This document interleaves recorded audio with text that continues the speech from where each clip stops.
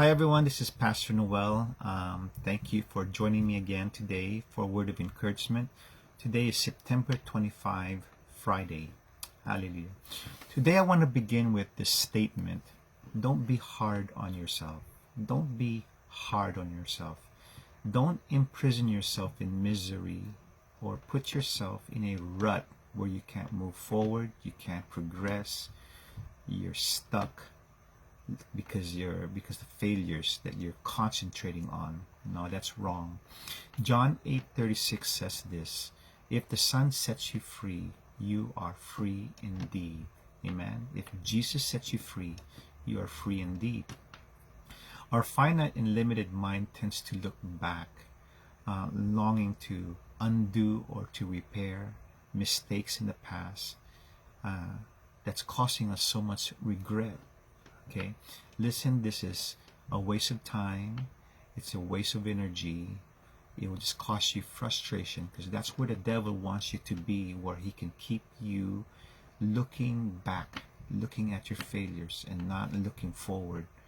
So the devil has a foothold on you when you look at yourself often. Okay.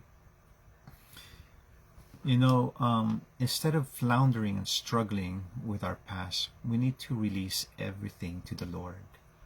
We need to trust in His love, trust in His forgiveness, because it's for His forgiveness that's going to open doors of our future, of great potentials and plans He has for us.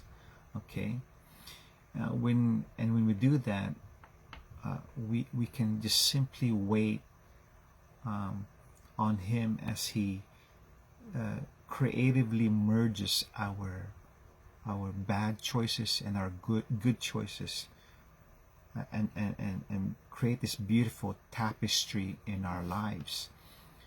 Look at Romans 8 verse 28. It says this: and we know that in all things God works for the good of those who love Him, who have been called according to His purpose.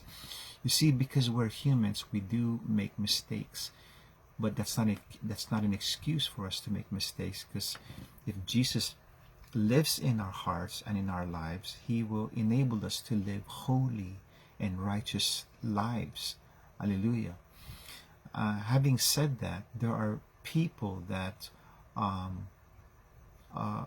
that believe in an error-free life, that's symptomatic of pride. Hallelujah. Because when they think that way, an error-free life, then they can't move on. They have to fix things. They're depressed. They keep looking at their failures. Proverbs 11 verse 2 says this: when pride comes, then comes disgrace, but with humility comes wisdom.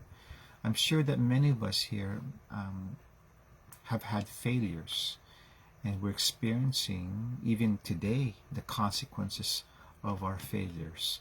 Listen, look at failures as blessings in a way. What do you mean, Pastor? How? Well, because of our failures, we are able now to empathize with those who are suffering. We understand, and we can give a helping hand for those that are in pain. Amen. Best of all, failures highlight the grace of God. It highlights our need for God. Hallelujah. And it's only God, not us or our successes or our sources or others, that will bring beauty to the ashes of our lives. It is God and only God that liberates us from our failures and our misery, and that we've created for ourselves and for others. Amen. So friends, don't ever be hard on yourself. God knows your story. God knows your suffering. God has a solution for you. Just keep on praying and keep surrendering your life to the Lord each and every day, and allow God to just lead you one step at a time. Allow God to restore you. Amen. Micah 7 verse 7 says this, "But as for me, I watch in hope for the Lord. I wait for God, my Savior. My God will hear me." Amen. Hallelujah. Let's pray. God, you know the pain and suffering of some of the people listening today. You know, Lord God, that they're depressed and that they've really put hardship in their lives, and they need release. Father, I pray that you would come into their hearts and lives and let them know that you can set them free.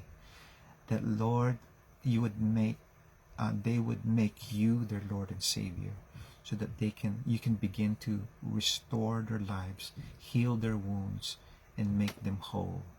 Again, only you, Lord God, can truly make our lives beautiful. Thank you, Lord. We love you. In Jesus' name we pray. Amen. Hallelujah. Praise the Lord. I want to encourage you that if you think these messages would encourage people, please send these messages to as many friends and group mates. Whoever needs it, please send these messages to them. Okay? Hallelujah. And I really appreciate it when you put a thumbs up or a heart. It really encourages me as well to keep sharing this word of encouragement. Thank you. God bless you all.